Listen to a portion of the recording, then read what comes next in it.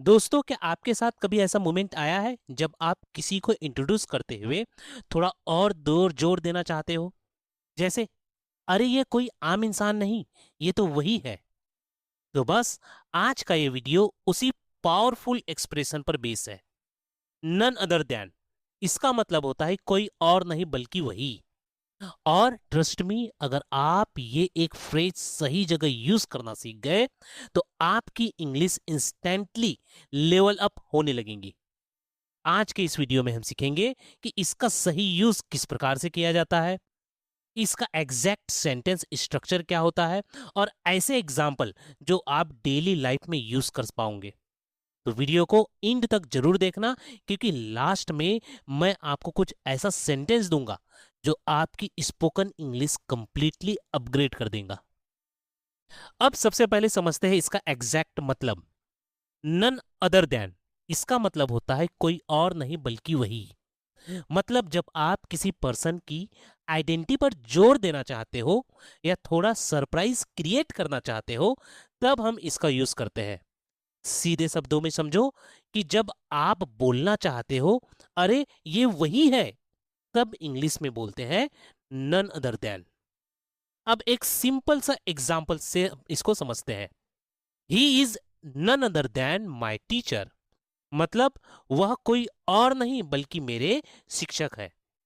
यहां हम बस ये नहीं बता रहे हैं कि वो टीचर है, हम ये इम्फेसाइज कर रहे हैं कि वही टीचर है, स्ट्रॉन्ग फीलिंग के साथ। तो आपको याद रखना है, normal sentence is equal to he is my teacher, लेकिन स्ट्रॉन्ग इंप्रेसिव सेंटेंस क्या होगा? He is none other than my teacher. अब बात करते हैं सबसे इंपॉर्टेंट चीज की, नन अदर देन आखिर यूज कब करना है। देखो, इसे हर जगह मत घुसाओ, ये एक स्पेशल एक्सप्रेशन है और तभी यूज होता है जब आपको सेंटेंस में थोड़ा इंपैक्ट डालना हो। पहला यूज, जब आपको किसी की आइडेंटिटी कंफर्म करनी हो, मतलब सामने वाले को क्लियर बताना हो कि यह वही है। दूसरा, जब किसी खास पर्सन पर जोर देना हो, यानी नॉर्मल नहीं, थोड़ा हाईलाइट करके बोलना चाहते हो। तीसरा, जब आपको सरप्राइज क्रिएट करना हो, जैसे किसी अनएक्सपेक्टेड पर्सन का नाम लेना। अब इसे सिंपल इंग्लिश में समझो। जब आप बोलते हो अरे ये तो वही है, बस उसी फीलिंग्स को इंग्लिश में बोलते हैं नन अदर देन। याद रखो, ये सिर्फ ग्रामर नहीं है, ये एक्सप्रेशन है जो आपकी इंग्लिश को नॉर्मल से इंप्रेसिव बना देती है। अब आते हैं सबसे इंपॉर्टेंट पार्ट्स पर, सेंटेंस स्ट्रक्चर। अगर सेंटेंस स्ट्रक्चर क्लियर हो गया तो आप बिना सोचे फ्लुएंट सेंटेंस बना पाओगे। फार्मूला ध्यान से देखो, सब्जेक्ट प्लस इज या फिर एम या फिर आर या वॉज या were plus none other than plus object. मतलब सबसे पहले सब्जेक्ट आएगा, फिर helping verb is am are या वॉज वेयर, फिर हमारा main phrase none other than, और उसके बाद जिस पर्सन की बात हो रही है वो आएगा। अब इसे एग्जाम्पल से समझते हैं। He is none other than your brother, मतलब वह कोई और नहीं बल्कि तुम्हारा भाई है। She is none other than my friend, मतलब वह कोई और नहीं बल्कि मेरी दोस्त है। इन सभी में ध्यान देने वाली बात यह है कि यहां नन अदर देन के बाद हमेशा नाउन या पर्सन ही आएगा, कोई वर्ब नहीं। और सबसे कॉमन मिस्टेक क्या होती है? लोग देन लगाना भूल जाते हैं। अब हम देखते हैं प्रेजेंट टेंस में नन अदर देन कैसे यूज होता है। रूल सिंपल है, अगर बात अभी भी हो रही हो तो हम इज एम आर का यूज करेंगे। अब एग्जाम्पल से इसे समझो। He is none other than your brother, मतलब वह कोई और नहीं बल्कि तुम्हारा भाई है। यहां इज यूज हुआ क्योंकि सब्जेक्ट सिंगुलर है, he. She is none other than my girlfriend, मतलब वह कोई और नहीं बल्कि मेरी गर्लफ्रेंड है। फिर से इज क्योंकि सब्जेक्ट सी है। They are none other than my parents, मतलब वे कोई और नहीं बल्कि मेरे माता पिता है। यहां आर यूज हुआ है क्योंकि सब्जेक्ट प्लूरल है, दे। तो छोटा सा रूल हमको आपको याद रखना है, सिंगुलर सब्जेक्ट में हमेशा इज लगाना है, और अगर सब्जेक्ट प्लूरल है तो आपको क्या यूज करना है, आर का। ये पास्ट टेंस में नन अदर देन कैसे यूज होगा, रूल्स वही है, बस हेल्पिंग वर्ब बदल जाएंगी। इज एम आर की जगह वॉज वेयर। मतलब अगर बात पास्ट की है तो हम वॉज या वेयर का यूज करेंगे। अब एग्जाम्पल से समझो, he is none other than me, मतलब वह कोई और नहीं बल्कि मैं था।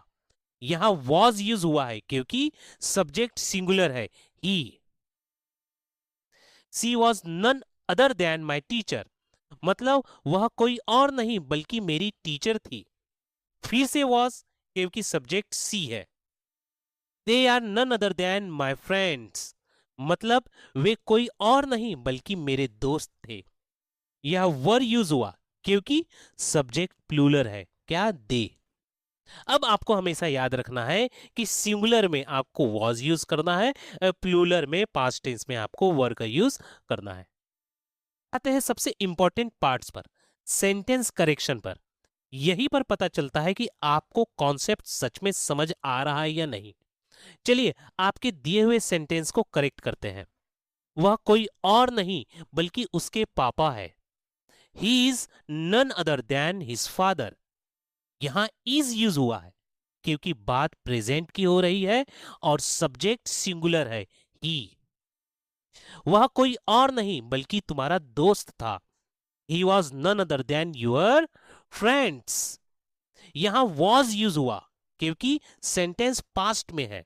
तो ध्यान देने वाली वाली दो मेन चीजें हैं, टेंस के हिसाब से इज या वॉज चूज करना है, और दूसरा नन अदर देन के बाद पर्सन ही आएगा, मींस नाउन ही आएगा, वर्ब नहीं आएगा।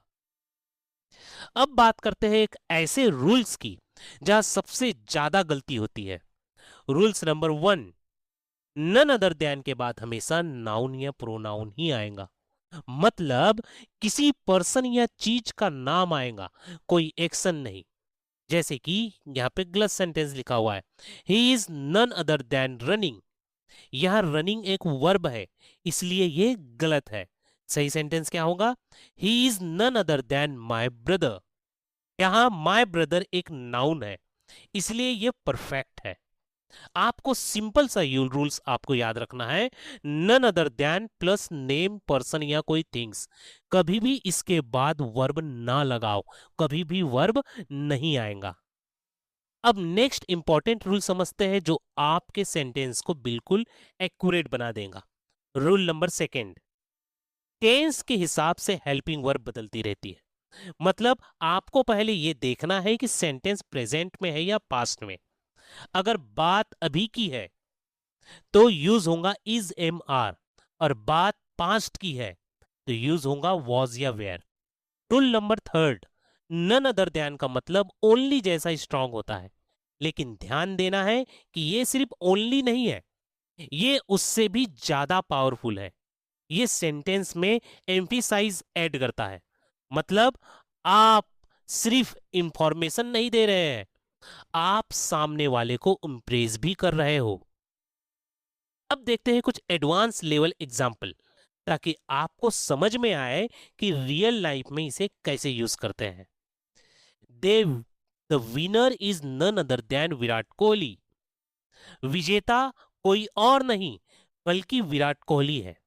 यहां हम सिर्फ विनर नहीं बता रहे हैं, हम ये हाईलाइट कर रहे हैं कि वही विराट कोहली है। The chief guest was none other than the prime minister. मतलब मुख्य अतिथि कोई और नहीं बल्कि प्रधानमंत्री थे। यहां पास्ट टेंस है इसलिए वॉज यूज हुआ है। सेंटेंस ज्यादा पावरफुल लगता है जब हम पास्ट टेंस पे वॉज का यूज करते हैं। This place is none other than my home town. मतलब यह जगह कोई और नहीं बल्कि मेरा होम टाउन है। यहां पर्सन नहीं प्लेस आया है, तो ध्यान रखो नन अदर देन सिर्फ पर्सन के लिए नहीं, प्लेस या थिंग्स के लिए भी यूज हो सकता है। आपको एक बात फाइनली समझना होगा कि जहां आपको किसी चीज या व्यक्ति को हाईलाइट करना हो वहां नन अदर देन यूज करो।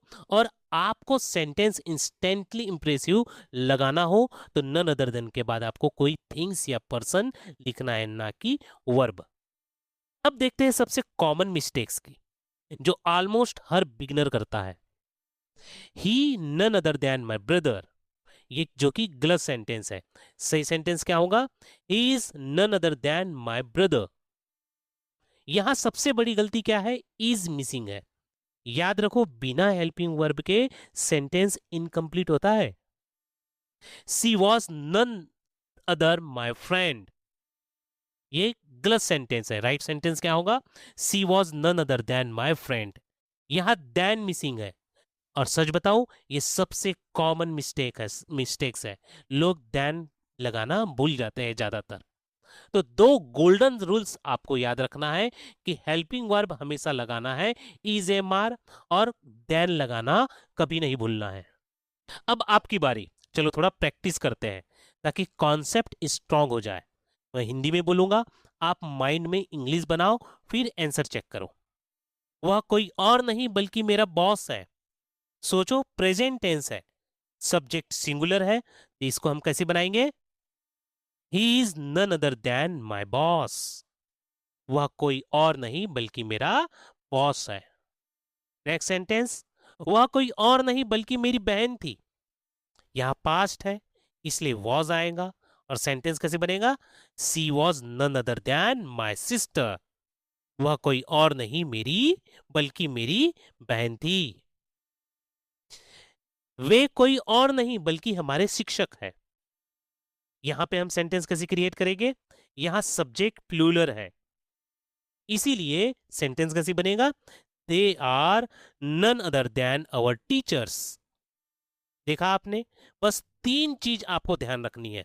सब्जेक्ट सिंगुलर है प्लूरल, दूसरा टेंस प्रेजेंट टेंस है या पास्ट टेंस, और नन अदर देन का सही यूज।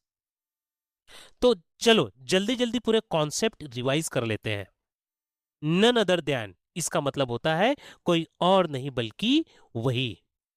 स्ट्रक्चर एकदम फिक्स है, subject plus helping verb plus none other than plus noun. मतलब इसका पैटर्न फिक्स है, इसे चेंज नहीं करना पड़ता। इम्फेसाइज के लिए हमेशा इसका यूज किया जाता है जब हमें सेंटेंस में जोर देना हो, यानी इम्फेसाइज करना हो, इसके लिए इसका यूज किया जाता है। और सबसे जरूरी और सबसे इंपॉर्टेंट बात, देन हमेशा आएगा, इसे भूलना नहीं है। बस आपको इतना याद रखना है। अगर आप इतना याद रख लिए तो आप कॉन्फिडेंटली नन अदर देन कोई भी इंग्लिश सेंटेंस में इसको यूज कर पाओगे। तो दोस्तों, अगर आज का ये कॉन्सेप्ट आपको क्लियर हो गया है तो नीचे कमेंट्स में जरूर लिखे आई गॉट इट, ताकि मुझे पता चल सके कि आप सच में सीख रहे हो। और अगर आपको ऐसे ही इजी और प्रैक्टिकल तरीके से इंग्लिश सीखनी है तो चैनल को अभी सब्सक्राइब कर लो, क्योंकि यहाँ हम सिर्फ ग्रामर नहीं, रियल लाइफ में यूज होने वाली इंग्लिश सिखाते हैं। जय हिंद, जय भारत।